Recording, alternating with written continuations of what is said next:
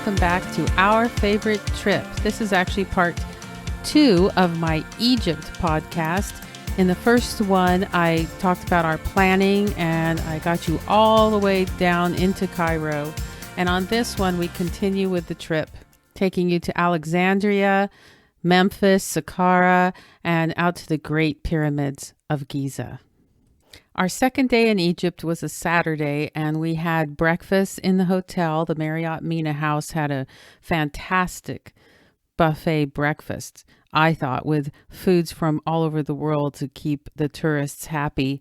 I don't remember if they had pancakes, but I know they had an omelet station, and of course they had more exotic fare, at least to us, in this large breakfast buffet area. It was included with our room, and it was quite good. We were picked up in the lobby and by our same bus driver that we had the day before, van driver, and we were whisked off to Alexandria. We had an extra day in our trip, and so we had added Alexandria to the tour because we've always heard of Alexandria and we were very curious to see it. Alexandria is actually on the Mediterranean coast of Egypt, whereas Cairo is more inland. So the same van driver picked us up and off we went on the toll road, and it was early enough in the morning that there was not that much, and it was Saturday, there wasn't that much traffic. We did get some money from the ATM at the hotel in the lobby. It's very important to have lots and lots of small Egyptian money, paper money or coins, because it's very much a tipping society in Egypt. I mean, tiny tips even to the guy who opens the door or the guy who helps you into the van, or even all the little tour guides that are in all the little places that you go. And we didn't actually learn that till a little later, but we caught on finally. It took about 2 hours and 45 minutes to get to Alexandria. The road was smooth. It was good. Lots of farms, lots of orchards. And as we entered Alexandria, we just pulled over to the side of the road to pick up our tour guide. Her name was Naveen. She was hired by our tour company, and she was going to be with us all day. She was Egyptian. She was born and raised in Alexandria. So that was so cool. And she had a degree in Egyptology and Egyptian history. Alexandria was founded in 331 BC by Alexander the Great. He was a Greek conqueror. He founded it there on the Mediterranean because it was an excellent port city. It was the capital of Egypt for several hundred years, and at the moment it has 5.2 million people. It's the second largest city in Egypt. It's later on in the 7th century AD, the capital was moved to Cairo when the Muslims were in control, and they preferred a more central location, and they were more accustomed to the dry, deserty air and area around Cairo. Alexandria, though, is so steeped in history. It was the site of some of the 7 wonders of the world, of the ancient world, many of which I think almost all are gone. The only thing left are the pyramids in Cairo. We said about the first site she took us to was the catacombs of Kom Ash Shugafa, which means mound of shards. And a catacomb is an underground burial area, basically. And this dates back to the 2nd, 4th century AD, and it was rediscovered in 1900 when a donkey fell into one of the shafts. The whole tomb area, you don't really see any bones. You just shouldn't be afraid of that. You walk down. It's a circular staircase built into the stone, built into the earth. And it's not scary at all. And it has lots of light, lots of air. And you go down there and they just show you a little bit of the areas where the bodies would have been buried, or the coffins. And they have a little chapel down there. You could hold services. You could come and pray for your loved ones. You could leave flowers, things like that. They don't really know why these catacombs were built in particular. I mean, there's been other places around the world where they wanted to hide the Christians, or they wanted to get out of the heat, or there's lots of reasons to have catacombs. So that was really cool. And at that time of the history of Egypt, it was a mixture of Egyptian, Roman, and Greek art in these catacombs. Next, we went to the Serapeum of Alexandria, which is during the Ptolemaic kingdom. It's an ancient Greek temple dedicated to the god Serapis, and it dates to about 240 BC. And in the only thing left is there's lots of rubble, and there's some statues, and there's a really tall pillar. It's called Pompey's Pillar. Pompey was a Roman general that was killed in battle in Alexandria, and it dates to around 297 AD. It's like a 90 or 100 foot tall, high Roman column that's made of a single piece of granite that came up or down the Nile from Aswan. It weighs, they think, about 500 tons, and they actually floated it down the Nile. We visited some Roman ruins, including an amphitheater and some Roman baths. We then headed to the Bibliotheca Alexandrina, which is built on the site of the Library of Alexandria, an ancient library during the time of Ptolemy that was burned down, they say accidentally, by Julius Caesar when he was in battle with Ptolemy. He set fire to his ships that were docked in that dock, and that accidentally caused the fire. So now they built this one just recently, and it's quite modern and really pretty. And it has, in the basement area, it has the history of the city in models and ancient texts and ancient prints and pictures. After we were done there, we went off to Muntaza Palace Gardens, were part of the gardens of the palaces of the last king of Egypt, King Farouk, who was deposed in 1952. His palaces are here, but you don't go into them. And whenever I hear the word King Farouk, when I was growing up, and whenever any of us started thinking we were, all that, our mom or dad would say, "Who do you think you are, King Farouk?" So now I had a context for that saying. We had lunch at a place called the Fish Market, and this was our first time having lunch out at a restaurant in Egypt. So we let our tour guide, Naveen, choose what we were going to eat. And she went about choosing very proudly our meal, and we were pretty hungry. And when it came, we all got the same thing. First of all, they put out some delicious hummus, pita bread, which isn't pita bread. It's like an Egyptian bread that's like pita bread. And that was really good. I think some olives, dill in yogurt sauce to dip. That was all wonderful. And then our main dish consisted of a whole fish. Now, I don't know a lot about fish, so I don't know what kind it was, but it was the entire fish. We're talking eyeballs, fins, skin. I'm embarrassed to say that we don't know how to eat a whole fish. Now, I had done it when I was a child because my parents would serve fish like that once in a great while. So I knew you had to kind of slice it carefully, and they were not doing it for you. I suppose we could have asked, but we just didn't want to act shocked in front of our tour guide. So we just kind of dug in messily. I'm sure she could tell we didn't know what the heck we were doing. And it was kind of hard to eat. We had little bones everywhere, but we only talked about it later on how shocked we were when they put this whole fish in front of us. The Fish Market restaurant is highly rated, and it has a beautiful view of the harbor, and you can even see where the famed lighthouse of Alexandria was located out in the harbor. And it has a castle, or a fort was built. It's called the Citadel of Cathay, is built on top of the ruins of the base of the lighthouse of Alexandria. And I think they've actually found the actual stones from the lighthouse in the water. If you go, you can go on diving expeditions and see all these wonders underneath the waves out there in the bay. After that, we were ready to, she kind of took us on a driving tour around, seeing the beautiful beaches and the beautiful hotels that are being built, but it's a little rough.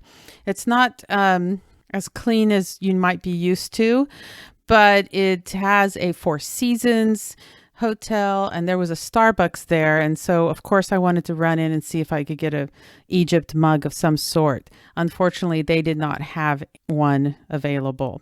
So when we were done with all that, and we did our little driving tour of the area, our bus driver or van driver, he pulled over all of a sudden and ran off to this cart that had an ice cream vendor, and he bought us all ice cream cones, which was so sweet. And we were kind of hot and tired anyway, so we kind of scarfed them down and then thought about it later. Should we have had ice cream from a street vendor in Alexandria? But, none of us got sick, so it all worked out just fine.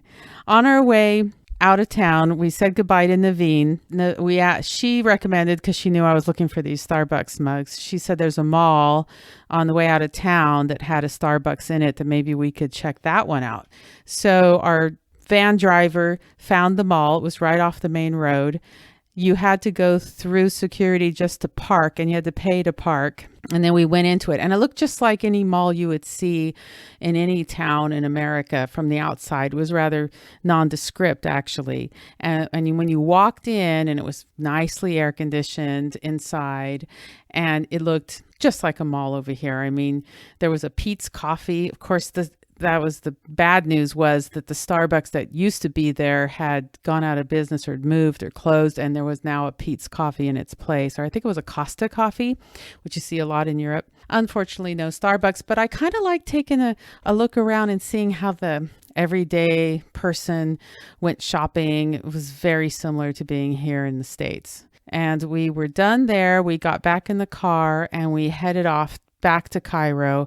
Unfortunately, we did hit some really bad traffic on the way back. They were doing work on the roads, and even we would be driving off onto the side, onto the dirt sometimes. We stopped at a gas station. He had to get gas anyway, and we kind of had to use the restroom.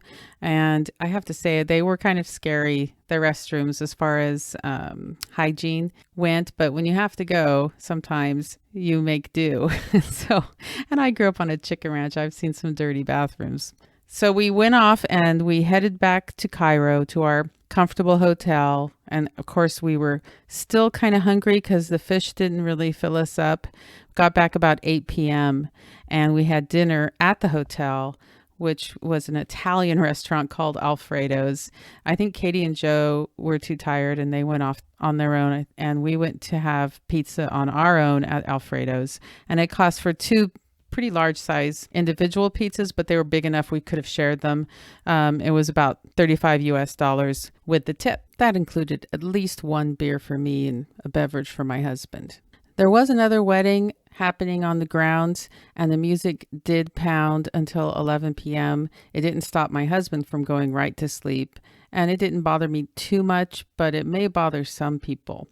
After our full day in Alexandria, we talked it over, what we enjoyed, what we thought about it, and we did enjoy going out to Alexandria. We liked seeing the Mediterranean Sea, and we liked being in a city with such history. I mean, that's also where Cleopatra's Palace was.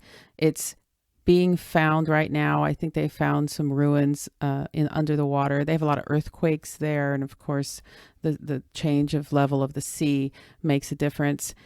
They also are searching wildly for the tomb of Alexander. For many centuries, people would write about visiting the tomb of Alexander, and then it disappeared several hundred years ago, and no one knows where it is. And there was actually one historian, one archaeologist, a woman who is hot on the trail of this tomb. And when it is found, it'll make national news for sure. We liked our tour guide, Naveen. She was very happy to be back at work as a tour guide, which she had trained to be. However, for several years, I think 6 or 7 years, she did not work as a tour guide and had to find other jobs because her husband is disabled. He had a work-related injury, and she has to take care of him. Her children are grown, and they help out also while she's giving tours. But she was very happy to be back working as a tour guide. She is Muslim, but she did not wear a headscarf. She said that is a personal choice. Our third day in Egypt started early. It was a Sunday, and we had a start at 7:30. We were being picked up. It's good to travel around early in the morning in Egypt as a general rule, especially if you go in the summertime, because you want to beat the heat and maybe some of the crowds. However, we were having great weather. The highs were going to be in the 70s. Our van driver, Waleed, picked us up, and we had a new tour guide for Cairo and Giza. area called Noha, and she was going to be our tour guide. She had been trained as a tour guide and, like the others, hadn't had a lot of work until recently because of the dip in tourism. She was so excited to be back doing it. Our first stop that day was Memphis. On our drive out to Memphis, we were going down the streets of Giza, the Giza area, the west side of the Nile. And we did notice a lot of garbage in the streets and strewn about. And she did explain to us about there being a garbage problem in Cairo, that for many, many years, a certain class of people, I can't think of the name of them, were in charge of picking up the garbage. And they liked picking up the garbage because they sifted through it, they recycled it, they used it to feed their animals. And they were a Christian group, I believe, and they had pigs. And the majority of people in Egypt are Muslim. They don't eat pork, and they kind of look down on these people. But these people were doing a good job picking up all the garbage. But then the government decided that they weren't going to have that system anymore. They were going to hire a company to actually pick up the garbage. And that has just worked out disastrously. Of course, it also destroyed the economy of these people that used to pick up the garbage and feed it to their pigs and to recycle it and make some money off of it. So right now there's a real big problem with the garbage problem. And then my husband also asked her, why are we seeing these buildings that are half destroyed? And she said they have some system there where the people have a certain amount of land to farm, but they've discovered, especially those living close to the city, that they could make more money building a apartment building on their plot. But the government is keeping tight control on that, and they're not supposed to build an apartment building where they're supposed to be farming. And if they haven't gotten the right permits, the government threatens them that they will blow it up, and they do. They will periodically go in and, with some warning so people get out, blow the building up and just leave it half destroyed as an example and a punishment, an example to others that they are serious. So that doesn't look too attractive either. On our way out to Memphis, we saw a lot of examples of these situations. Memphis is the site of the ancient capital of Egypt. It was founded in around 3200 BC, and it's where the first king of the unified Egypt, south and north, Mena was his name, he established the capital in Memphis. In its heyday, had over 1 million people living in it. To get to Memphis, we had to go over back to the east side of the Nile, because in ancient times, the people believed that the east side of the Nile was for the living, because the sun rose in the east, and all the tombs, graves, temples to pray to the dead were on the west side of the Nile, because that's where the sun sets, where the day ends, where life dies. So we were going over to Memphis. Now there is a village still there, and the old city has, of course, been buried and covered, and they're still finding lots of treasures and antiquities in this area, and excavations are ongoing. And during that time between the Arab Spring and a few years ago, when the government was not being as effective and didn't have time to worry about these things, there was a lot of looting and robbery going on in this area. Now it's getting more organized and fenced off. It was in a lot of turmoil. Now you see a lot of fences and other protections so that people don't steal the antiquities and sell them. The neatest thing we saw at Memphis was this enormous statue of Ramses II. It's lying down and it's over 30 feet long. They've built a little building around it to protect it, and you can really get close and see the carving up close, and there's still remnants of paint on it. We traveled out to Saqqara next, which was only a few miles away. The ancient step pyramids of Giza are literally like steps. There's about 6 tiers on the really big one, and it's the earliest large stone buildings in Egypt. They date to about 2,600 years BC. It's about 200 feet high and 350 feet square, and it's right out there in the desert. It was made, of course, for the burial of a pharaoh, and tombs are also built all around it for family and other high officials. They're still excavating, of course, and most of them were looted long ago, so there's no treasures inside of them. We toured the tomb of Kagameni, a wealthy friend of the pharaoh. You could still see the paint on the decorations inside the chambers on the hieroglyphics. And then when you think about these things, you're going to visit these tombs, these temples, these statues, you see these hieroglyphics on them. And it's mind-boggling to realize that for hundreds and hundreds, thousands of years maybe, those hieroglyphics could not be read. No one knew what they meant. They just looked like chicken scratch, gibberish, until the Rosetta Stone was discovered. And if you've ever been to the British Museum, they have the Rosetta Stone. It's it's a few feet high by a few feet wide, and it's a jagged piece of rock with all this scribbling on it. A black rock. And it was discovered near the port city of Rosetta in Egypt in 1799 by a French soldier during the Napoleonic campaign. The British defeated the French later, and they took the stone and they put it in the British Museum. But if you look at it, what it is it was inscribed, they think around, or they know, maybe it has a date on it, 196 BC, with 3 versions of a decree. During the King Ptolemy's V's reign, he put out this decree and he wanted it to be read by all these different people. So the top and the middle are written in ancient Egyptian hieroglyphics. The middle is something called Demotic script, and the bottom is an ancient Greek. So the soldier's looking at this thing and he's thinking, I think I can read that Greek. And then they took it and they studied it, and they realized it was the key. It was the key to reading the hieroglyphics. It opened up a whole new world of study. Egyptology became a subject of study, and people really, really started studying it. And all of a sudden, they could read all these temples and all these tombs and all these hieroglyphics, and they could learn so much. It's been just fabulous.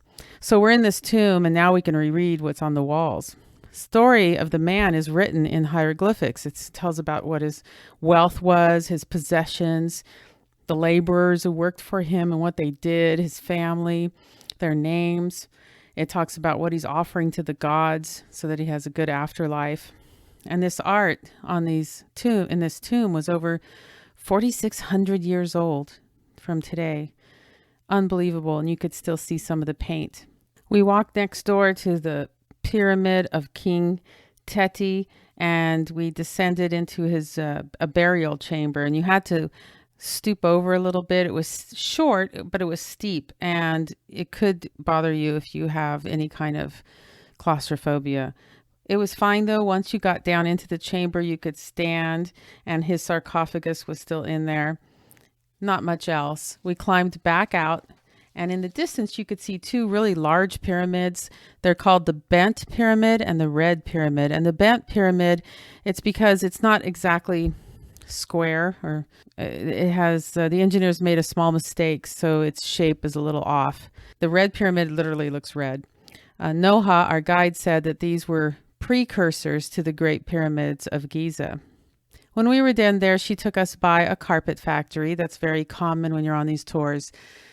A lot of people do like to shop for things like carpets, and we're just not really that into it. And we've seen so many carpet weaving places that we just didn't want to be rude, but they always sit you down and give you some tea or coffee or sodas, and they're basically trying to sell you carpets, and they can be quite expensive. They have a wide range of prices from the hundreds into the tens of thousands.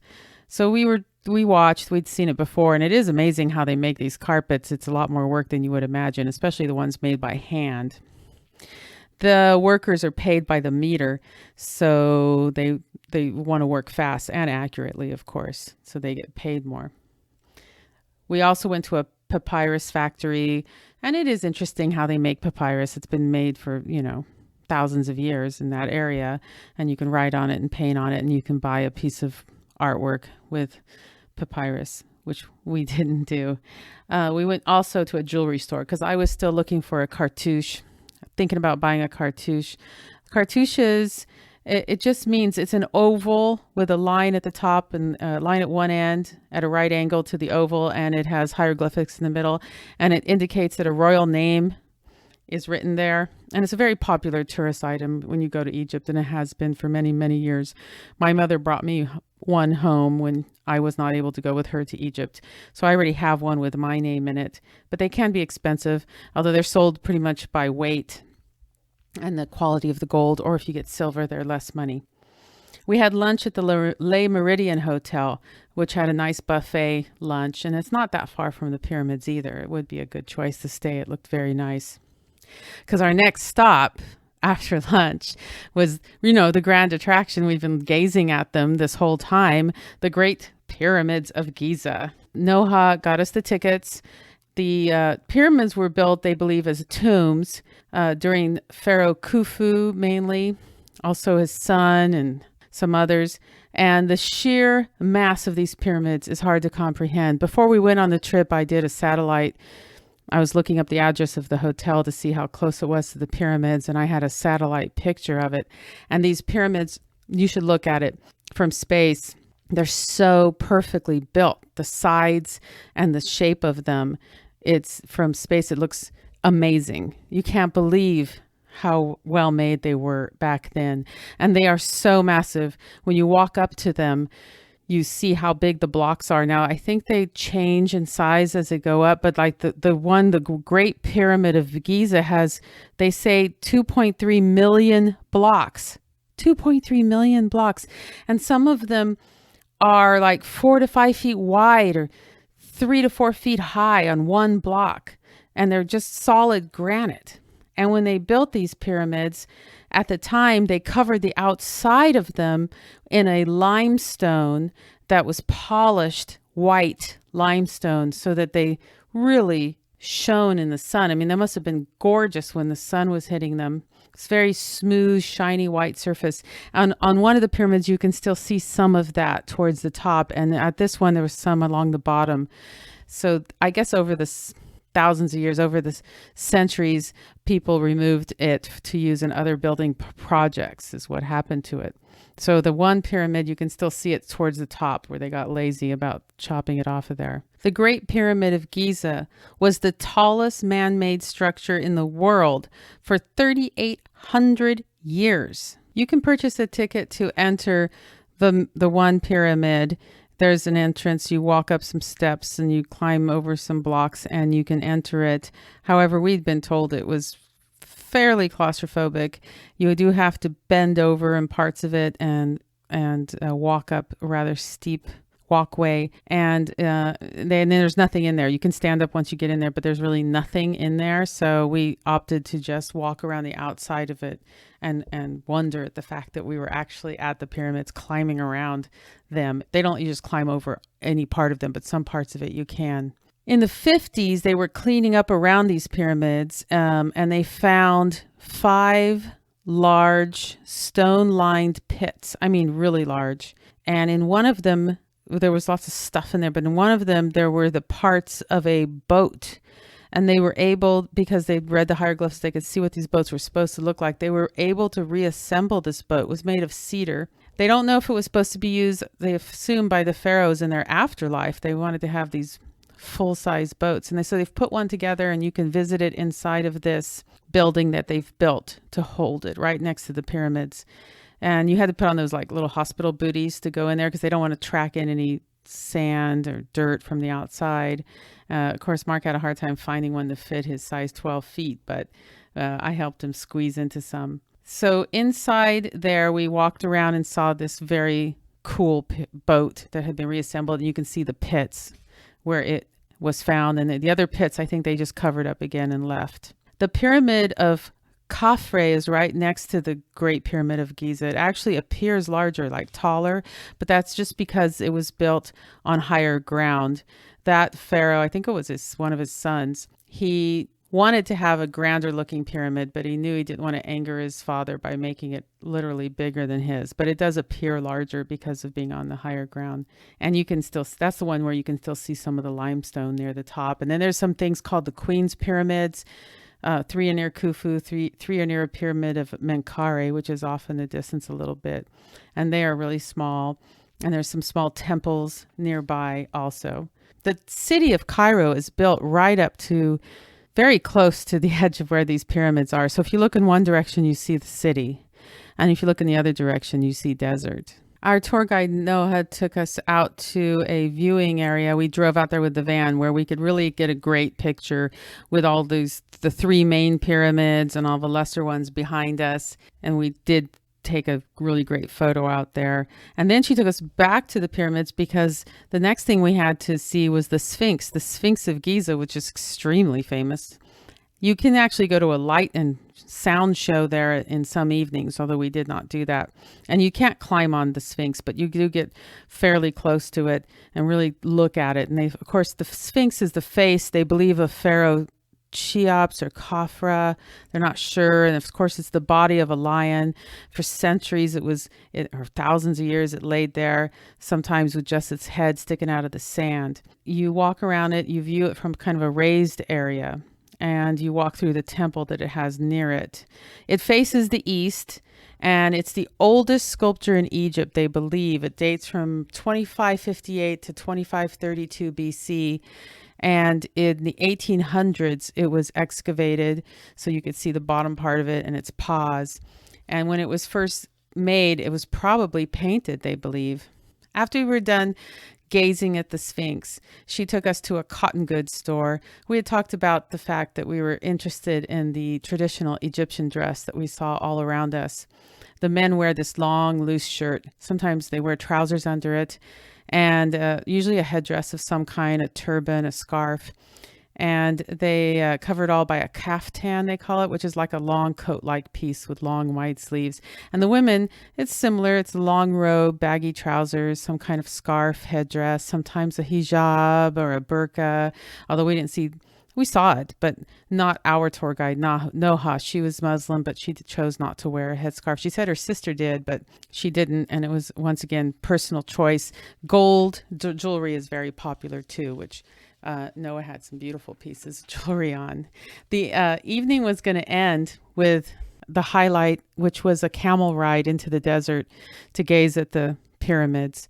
We went to a place where they said the family raised these camels, and it seemed like they were quite friendly with the camels.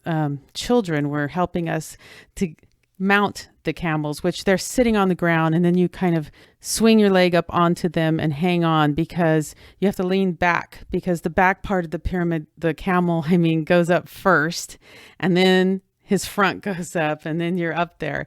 And we all mounted our camels, and there were other people from the tour company there too. There were probably 10 of us or so, each of us being led by a child of various ages. My child, he was about 6 years old, is what he indicated to me. He didn't speak English really, but we had a little, he pointed to himself and said what his name was, and he asked me what my name was, and I said, "How old are you?" And he held up 6 fingers. So he was great with his camel. He would mock kiss it, have it kiss him, have it pretend to attack him. He wanted me to take pictures of him with the camel, and then he took my camera from me and took pictures of me on the camel with the pyramids in the distance and doing various poses. He was really quite cute and animated. The boy that was leading Mark's camel also was very friendly. He was more about 10 or 11, and he had my husband actually get off the camel and pose like he was stepping on the pyramids or holding the pyramid with one finger. And, you couldn't help but do it. They were so cute and friendly that you just did whatever they wanted. Joe and Katie also had a nice time. Joe, the little boy leading Joe's camel, I swear he looked to be about 4 or 5 years old. He was so little. And Joe was a little afraid to do the whole camel ride because he had discovered that he was allergic to horses back a few years ago. And he took a bunch of antihistamines just in case. Fortunately, there were no bad reactions to the camel hair. The camels are very tall. They're taller than horses. And so you're pretty far up there. And they seem like when you see them walking, it looks like an awkward gait, but actually was quite comfortable up there. Of course, we had lots of padding and lots of blankets under us. And there's, you put your feet into stirrups. Although you're not really holding onto reins, the boys that were leading us, they were holding onto the reins. And we were told they were all part of the same family, and that they would raise these camels, and they did seem to get along with them very well. And the camels didn't seem like they were being tortured or mistreated as far as we could see. we were done taking pictures with the sun low in the horizon and the beautiful pyramids, we went back to where we had gotten on them, and they had a raised area with seats, comfy seats, and we went up there and sat down, and they served us tea, and we watched the sunset with the pyramids in the distance, and it was really quite magical, beautiful. When we were finished there, we got back into our tour van, and our van driver drove us out to an area called New Giza. And New Giza is an integrated upscale development. It's like 1,500 acres, bunch of neighborhoods. They're trying to build a campus for Johns Hopkins University. There's going to be an MGM Resort Hotel. It's going to be all like cultural, leisure, offices, shopping, restaurants, all in this area that used to be a quarry. We went to a restaurant up on a hill with beautiful views, although it was nighttime, so it was basically lights. And the restaurant's called Andrea, and it's Mediterranean, barbecue type, Middle Eastern, Egyptian food, and they were famous for their chicken. And they served us each, you got like a half a chicken, and you had a bunch of hummus, and there was a good, delicious salad, lots of that fresh Egyptian bread that's amazing. And it's kind of where we were seated was outdoors in a kind of a garden environment. It was a bit windy, but they had those plastic window type things, and they were all rolled down and blocking the wind. There was even a whole family of puppies, and they were so cute. They were pretty, 6 or 7 of them, all rolled up in a ball, sleeping, and their mom sleeping nearby. And we had a delicious meal, and we headed back to the hotel and turned in early because the next day we were getting up early to fly to Luxor. I'm going to stop right there, and I'm going to encourage you to listen to the next episode where we fly to Luxor and embark on our Nile cruise down to Aswan and out to Abu Simbel, and we're going to visit the Valley of the Kings and King Tut's tomb and all the wonders that were down there. Thanks for listening, and don't forget to subscribe to Our Favorite Trip. Check out my Instagram and my Facebook pages, Our Favorite Trip.